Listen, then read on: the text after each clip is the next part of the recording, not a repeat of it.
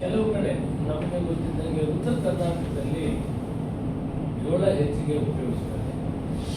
ಅದರಿಂದ ಅಕ್ಕಿಯನ್ನು ನಾವು ಕೊಟ್ಟರು ಕೂಡ ಅದವ್ರ ಉಪಯೋಗಕ್ಕಾಗ್ತಾ ಇಲ್ಲ.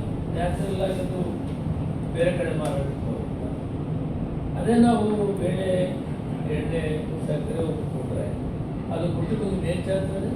ಕುಟುಂಬದಲ್ಲಿ ಪೌಷ್ಟಿಕ ಆಹಾರ ಮಕ್ಕಳಿಗೂ ಸಿಗ್ತದೆ. ಮನೆಯಲ್ಲಿರೋ ಹೆಣ್ಮಕ್ಳಿಗೆ, ಬಾಳಂತಿಯರಿಗೆ, ಗರ್ಭಿಣಿ ಸ್ತ್ರೀಯರಿಗೆ ಎಲ್ಲರಿಗೂ ಕೂಡ ಅನುಕೂಲ ಆಗ್ತದೆ. ಅದರಿಂದ ಪೌಷ್ಟಿಕಾಹಾರ ಇಂದಿರಾ ಕಂಟ್ರೋಲ್ನಲ್ಲಿ ಕೊಡೋದ್ರಿಂದ ಅವೆಲ್ಲರಿಗೂ ಪ್ರಯೋಜನ ಆಗ್ತದೆ ಅನ್ನೋ ದೃಷ್ಟಿಯಿಂದ ತಂದಿದ್ದೇವೆ.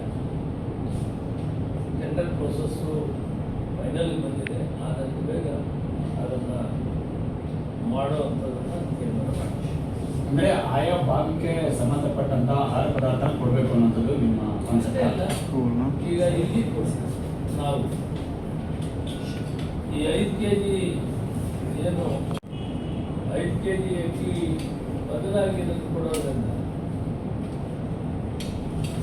ಇದು ಸದುಪಯೋಗ ಆಗ್ತದೆ ಮತ್ತು ಪೌಷ್ಟಿಕ ಆಹಾರ ಪ್ರಯೋಜನ ಆಗ್ತದೆ ಅನ್ನೋ ದೃಷ್ಟಿಯಿಂದ ಇದನ್ನು ಮಾಡಿದೆ.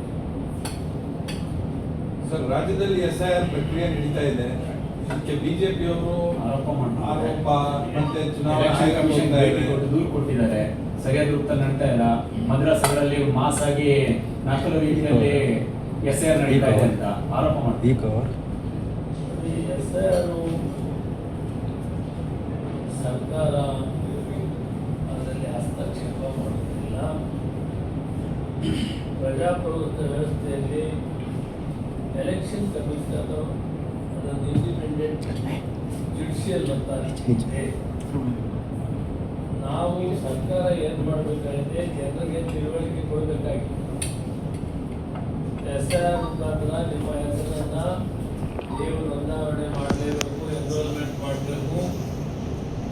ಅದರ ಮುಖಾಂತರ ನಿಮ್ಮದು ಖಾತ್ರಿ ಆಗ್ತದೆ. ಒಂದು ವೇಳೆ ನೋಂದಾವಣೆ ಮಾಡದಿದ್ರೆ, ಎನ್ರೋಲ್ಮೆಂಟ್ ಆಗದಿದ್ರೆ ಅವರಿಗೆ ಯಾವ ಬೆನಿಫಿಟ್ ಸಿಗಲ್ಲ. ಅವ್ರು ವೋಟರೇ ಆಗಿರ್ತಾರೆ. ವೋಟರ್ ಆಗದವ್ರಿಗೆ ಯಾವ ಬೆನಿಫಿಟ್ ಕೊಡಕ್ಕೂ ಆಗಲ್ಲ. ಇದನ್ನ ಕೇವಲ ರಾಜಕೀಯವಾಗಲ್ಲ, ಎಲ್ಲ ಪಕ್ಷದವ್ರಿಗೂ ಮನವರಿಕೆ ಆಗುತ್ತದೆ. ಇವತ್ತು CLA 2 ಕಾಂಗ್ರೆಸ್ ಅವರು ಇರ್ತಾರೆ, ದಳದವ್ರು ಇರ್ತಾರೆ, ಬಿಜೆಪಿಯವರು ಇರ್ತಾರೆ, ಇವರೆಲ್ಲರಿಗೂ ಕೂಡ VLA 4 ಅಂತಿದ್ದಾರೆ, ಆಫೀಸರ್ಸ್ ಇರ್ತಾರೆ. ಅವರು ಮನೆ ಮನೆಗೂ ಹೋಗ್ತಾರೆ. 1, 2, 3 ಸಾರಿ ಹೋಗಿ ಅವರು ಏನು ಎನ್ರೋಲ್ಮೆಂಟ್ ಒಂದು ಕಾಪಿ ನಮೂನೆ ಇರ್ತಾರೆ ಅಲ್ಲಿ, ಅದಕ್ಕೆ ಸಿಗ್ನೇಚರ್ ತಗೊಂಡು ಖಾತ್ರಿ ಮಾಡ್ತಾರೆ.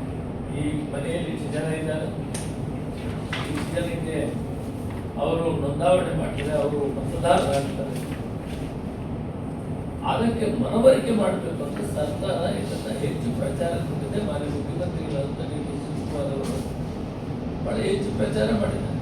ನೀವು ತಿಳ್ಕೊಳ್ಳಿ, ಒಂದು ರಾಜ್ಯ ಸರ್ಟಿಫಿಕೇಟ್ ಅಂತ ಕೊಡಿ, ಅವರ ಡೊಮೆಸ್ಟಿಕ್ ಸರ್ಟಿಫಿಕೇಟ್ ಆಗ್ಬೋದು, ಗ್ಯಾಸ್ ಸರ್ಟಿಫಿಕೇಟ್ ಆಗ್ಬೋದು, 4.25 ಕೋಟಿ ಜನಕ್ಕೆ